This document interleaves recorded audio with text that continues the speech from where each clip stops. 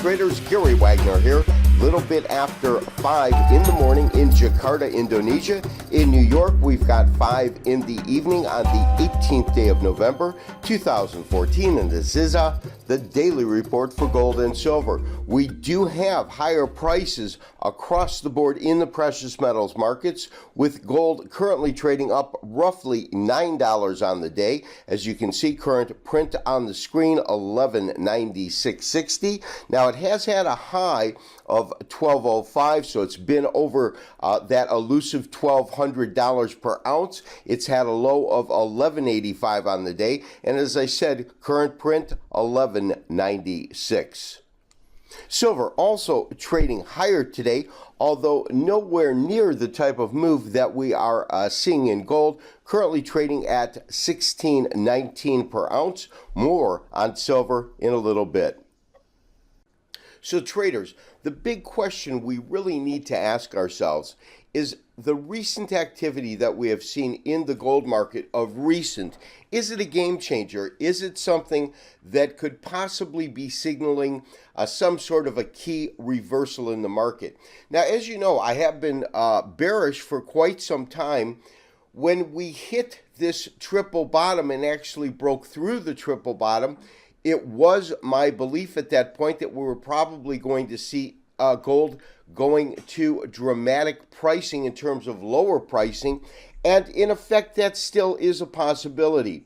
But there's another model that we have been looking at which would show a potential bottom or a triple bottom in the market. And as we talked about at the end of last week, really the key to that spike that we saw in the market is whether or not we were seeing any kind of follow-through. Now, the follow-through has been soft at certain points, but at this point, we are getting a consistent follow-through, and this move above 1200 in trading just today is certainly something that has gotten the attention of many traders. The other thing that we absolutely need to make note of is the open interest that is in the futures contracts, and that open interest has swelled to a number that we have not seen in quite some time. And it is because of that increase in open interest that I am actually at this point taking a serious look at the potential for a triple bottom. Now, there's talk about the Russians actually coming in and buying gold, and if that were to be the case, one, it would put some sense into the size and magnitude of the order that we saw on Friday.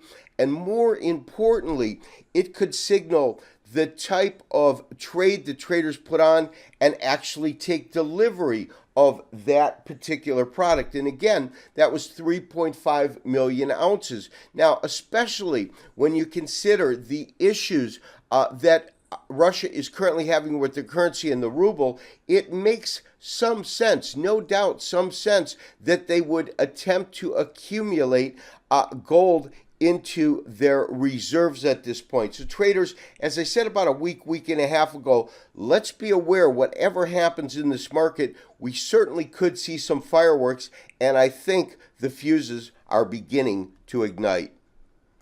So traders, the bottom line, has this gotten my attention? Well, in one word, the answer's got to be yes, absolutely. Because as you know, there's a couple of models that we've been looking at. Primarily, these models itself have been bearish models, but there is a model to be made for, as I said, that 5 count, wave 1, wave 2, wave 3, this being our long wave 4, and somewhat of a truncated 5th wave. That would have to happen if we were looking at the bottom. Now, the reason that I give it merit on a technical basis right now, as I said, was this support level that you can see, which has been hit on a numerous amount of occasions. Now, the key to me right now in terms of price point is that elusive $1,200 mark.